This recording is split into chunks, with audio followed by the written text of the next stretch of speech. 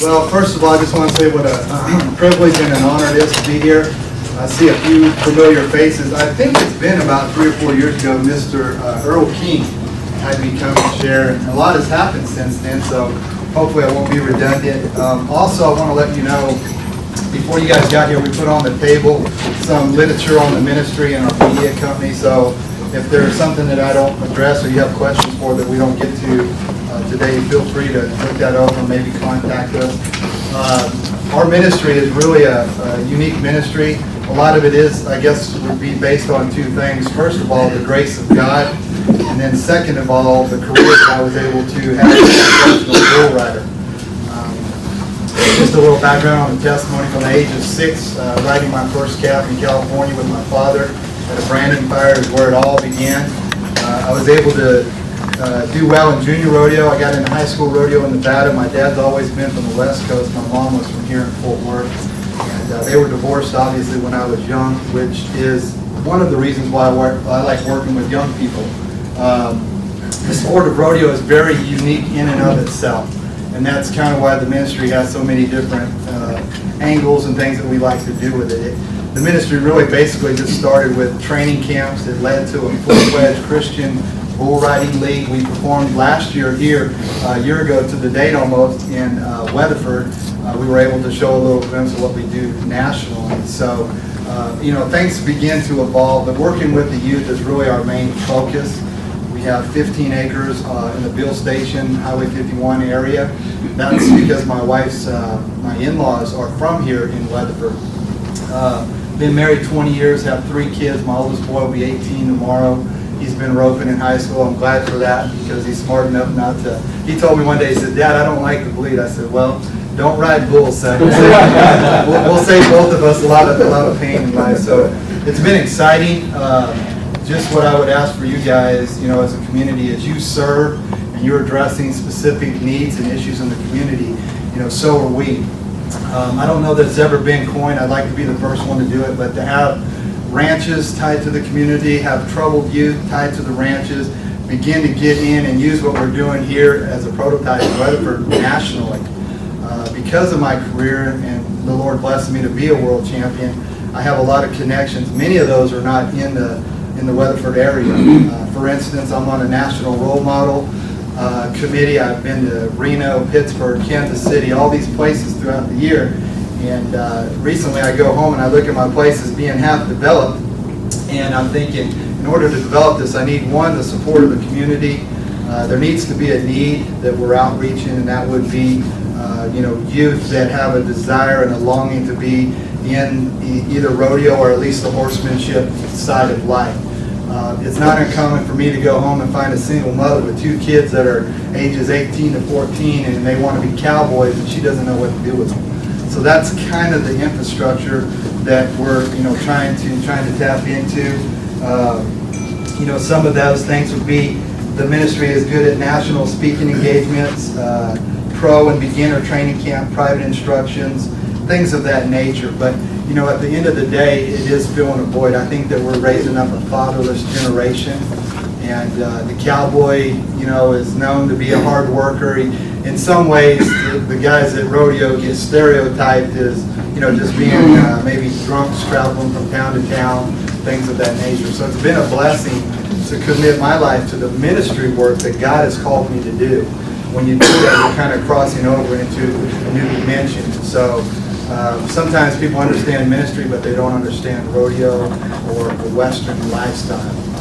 Anytime you can help a troubled youth to identify with personal responsibilities and understanding what true identity is not so much what we do. And I speak on a very high level and get to speak to a lot of people. And a lot of times, whether you're 30, 40, 50 years old, you're going to find people that don't know what their true identity is. And so it's a blessing when helping young people to discover that and also giving them the tools that they would need in the arena as well to be successful. When I was young and rodeoing, I went to college for one day. There wasn't a whole lot of talk about scholarships and things of that nature. Today there are. So we're kind of indirectly involved in changing the sport at the same time as the unique ministry. And being here in Weatherford, I feel a little bit bad because we're on the road a lot. but I've got to also uphold some of those responsibilities. For the last 2 years, and probably one of the biggest things since I spoke here 4 years ago would have been the fact that we've been heavily involved in motion picture and media work. I served as a Fort Worth chapter leader for an organization called CMA, which stands for Christian Media Association. We had our big convention a few weeks ago here in Dallas, and that's been a blessing because serving as a chapter leader, much like you do, Carl, is just having to pull everybody together and offering various types of outreaches and so forth. Last year we had Stephen Baldwin as a speaker, and so being involved that way has given me a real passion and a desire to help the young people in the Western lifestyle to reach them through media outreach, and that's what Western Harvest Media is all about. If you were to go to Western Harvest Media Ministries on YouTube, you'd see about 90 videos of what we really do. We won't have time to show you. Some of that we saw there would be there. So I ask you to maybe go there and share it with somebody you know that loves the agricultural, livestock background, and maybe there's a connection there. You're not limited to working with the youth when you are working with youth, because in the wing there's going to be a mother, a father, a grandmother, somebody, raising them and being an influence in their life. I had a praying grandmother. She had told me that I could do anything with my life if I kept God first. It was kind of easy to do until you got in high school and the girls got better looking. There was more partying going on. Then you become state champion a few times. Now you skip college, you go right into professional ranks. I was kind of a reckless type young man, and just a nutshell of my testimony. Some of you may have heard that. Again, you can see it on the internet. But my best friend was killed in 1994 at the NFR National Finals Rodeo, right before I was getting ready to ride. Every year it comes down to the last 3 or 4 guys, and I happened to be in a position that year, my 3rd year, to win. And my friend was stepped on right before I had to ride. And I truly believe that had my friend and I got stepped on, I could ride this bull. In fact, I rode the same bull a few weeks later for $17,000 at 95 points. So, I don't know if that was a rematch, grudge match, or what, but I knew that I could ride that bull that day. But the biggest issue was when I saw my friend laying there lifeless, I realized how self-centered I was. And so the first half of my career was all about Scott. That means if Scott would have won the gold buckle that day in '94, I wouldn't be a very good role model. Probably wouldn't be married for 20 years, wouldn't have kids. None of what I have would be in my possession that I have today. And what I do have, I give total glory to God for that. And so when I saw my friend laying there lifeless, I remember what my grandmother told me when I asked her my insecurities. As a childhood, I had several stepfathers. My mom was a pastor's daughter, so she was like a pastor's son, pretty reckless, and put her kids through a lot of stuff, meaning me and my older brother. But I remember her saying, it's pretty simple, Scott. Your life is going to be evaluated, how you lived your life and how you served the Lord with the gifts and talents He gave you. And up until that point, I was selfishly trying to earn a gold buckle to attach my identity to be used of the Lord. And I don't know, I'm not here to preach at anybody here, but no matter where you're at in life, working for the Lord is not what He needs. He needs a relationship with you personally. And as I look at these kids, a lot of them may be like I was, trying to work for the Lord and not knowing Him, but that kind of gets you into a very bad situation, because now you're kind of doing what He told you in your word. You're double-minded, you're lukewarm, you're walking both sides of the fence. You're partying one day and you're talking about the Lord the next. And I see that in a lot of young people. And so this is a ministry about commitment, dedication, and understanding principally through the Word of God who you are as a person. If you'll put those things first, then the Lord has promised in His Word through principles you can have the greater things in life. And it's a blessing when He gives them to you, because you know that it's coming from His hand and it's a little easier to maintain. But when my grandmother told me that, and my friend was laying there, I heard the words, "Depart from me, because I never knew you." This is what Jesus said. And when I heard those words, "Depart from me," it crippled me, because I realized, one, I'm not that invincible. Up to that point, I thought I was. When you get on these bulls and tie your hand into death every time you get on, you have to be pretty tough, pretty self-centered, and pretty determined and passionate about what you do. So it wasn't the thing about dying that got me. It was more of a revelation of I would have just missed heaven if that was me laying there, because I know to be absent of the body is to be present with the Lord. And the guy that got killed is a guy that traveled with me, and I talked to him very specifically about a lot of this, but I was coming from a very lukewarm position because I was trying to do things for God. And you know the word, it simply says, what is it that a man gain the whole world but loses his own soul in the process? So, that's who I was. But that day, I gave my heart to the Lord and I understood very quickly that if He was going to use me, I had to be bold and non-confrontational, non-compromising in my career. A few years later, I would be involved in an organization of bull riders that at the end of the day asked me to compromise my core values, and I did not compromise my core values. I think the ministry today is the fruit of that decision, and everything hereafter, whether it's motion pictures, being on Christian television worldwide several times, whatever that is a root of knowing that God is glad in being able to use your life in a certain way. But folks, I'm here to tell you, we have to work with Him.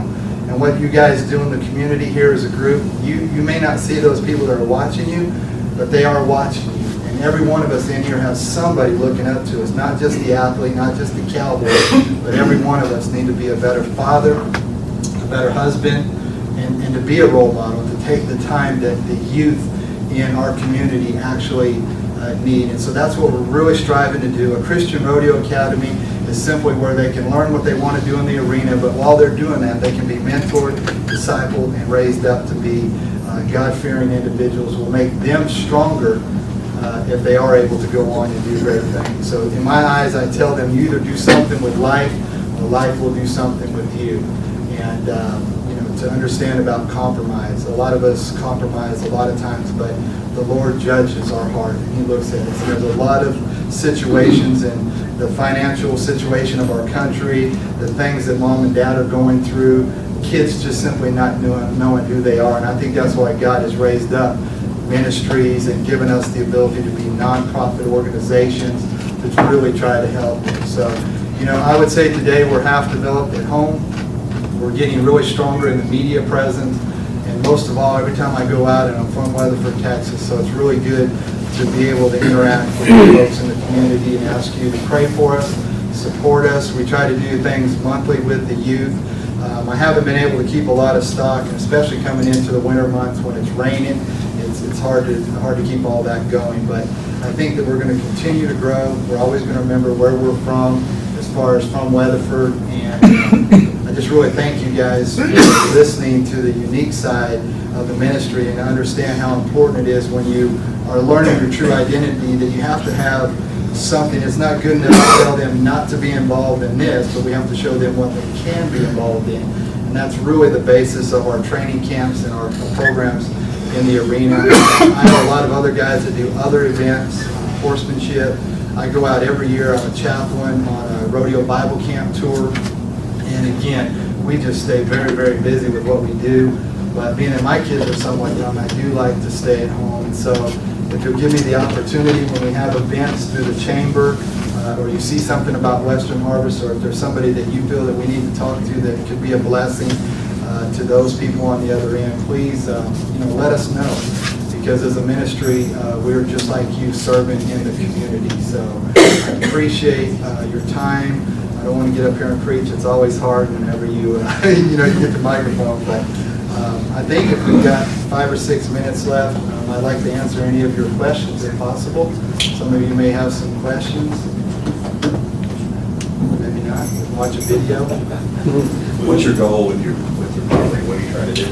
Well, we got everything paid for. We're still paying off a little bit on our land. We have 15 acres. My wife and I, we live in a small parsonage adjacent to the property. It's a great location. We're 4 miles south of Springtown. In fact, my in-laws' place, we got the land from them on the other side of their ranch is Springtown, but we're in Weatherford. So we're as far north as you can go in Weatherford. But we have to put up our lights. I bought 2 buildings from the school district of Springtown. They had some buildings that we bought, the portable overflow type buildings. We've got 2 of them, a small bunkhouse, a shop. We have pretty much everything we need. It's all been paid for at this point. We have to do a lot of landscaping, painting, retainer walls, things like that, put up our lights so that when the spring gets here and it's hot, we can compete in the evening. But our goal there is to continue to develop it. We have an outside pavilion. It's amazing how much material is. It's a $50,000 pavilion, and that's without a foundation. So we too have golf tournaments every year. We go out on the road as we do the bull riding as a fundraiser, a lot of times there's not a lot left over after you pay expenses. So we either need to do more of them or try to charge. We never allow families to come to a rodeo, for a $25 ticket. It's $20 family for stuff like that. So we're always internally looking at what we're doing to bring money in, but it helps to have more of it coming in. Yes, ma'am. You mentioned a bunkhouse, or do you currently have plans to have like a living facility for either at-risk youth or young adults? Yeah, and basically, honestly, to address that question and some of the other ones is, my family we don't have a covering denominationally speaking. It's been everything to this point, paying for the buildings and property, putting up our arena. My arena is a 70,000 piece of metal, that we used to haul around and set up and do stuff where churches didn't have the facility to do that. But the Lord just impressed on me, put it down, anchor it, so we have a lot of welding going on. But to be able to keep kids there, we really have to have ranch managers, more people coming to the property to oversee some of that. So as we continue to grow, even as a Christian academy, we want to be able to offer different teachers that have that desire to align with the vision of what's going on. So we need more people involved. But at this point, we have a bunkhouse. It sleeps about 15 kids. It's just a single trailer with bunk beds and showers. So it's really perfect for overnight campers. And we have had quite a few clinics out there, but we know to go to another level, we're going to have to step it up and get more people involved in it. There was another question. Yes, sir. Scott, I followed you a little bit over the years. I know you had a great career, and I think you were injured at one point. But I think that God uses you, your career, to launch other things. Just for the interest of the club, could you talk a little bit about your professional rodeo career a little bit? Yeah, I mean, it was a blessing. I think it kind of came to a head when I made some decision not to compromise. Of course, that was outside of professional rodeo. You have the rodeo organization, and then you have the professional bull riders that really grew on the side. I mean, it was just a blessing to go to that level. I had to work really hard. I think the biggest thing was I was attaching my identity to what I was doing. And for me, when I was doing it with the wrong group of guys, it was very clear that that could get you in a lot of trouble. Somewhere the Lord stepped in and was faithful to back up my grandmother's prayers and, rodeo chaplains, guys like that around the rodeo that saw that I had a lot of talent. But like any professional athlete, you have to make choices or you can, really make some problems in your career. So once my friend was killed, I realized that that was me, I would have missed it, and it really shook me up. I mean, it was a defining moment of my life that I want to help people to engage in. Every time I minister at a cowboy church or churches or on campuses, is to tell them you don't have to wait for that defining moment to get your heart right, because the Lord loves you right where you're at. You're trying to get everything figured out before you come to Him. You're going to be laboring and toiling. It's a hard life to uphold at that point. So any kind of professional sports, there's a lot of things that come in that you can achieve that really, if your character can't sustain what your gifts take you up to, you're going to have problems. And we see it in every sport, not just rodeo. Hope that's a good answer, the preacher's version. But again, guys, I know that you have to get back to work. Please just stay in touch. If you go to scottmendes.com, you'll see that from there you can go to all the different outreaches. The media thing is going to continue to grow. I hope to do some filming in the Weatherford area. As you saw in the video, I'm working with Tammy Lane. She's got the City of Capernaum. She does a lot of great stuff in the community too. Maybe I could have her come speak to you guys if that'd be okay. Sure, absolutely. But yeah, you know how it is as a community. You're a family, so if we could be of any asset to the community, we certainly want to do that. And I think you understand what I'm talking about. Youth wanting to be cowboys and to do those kind of things. So it's a great connection, but we just need to have more of a covering, more partnership. So, any more? Scott, I appreciate it. Yes, sir.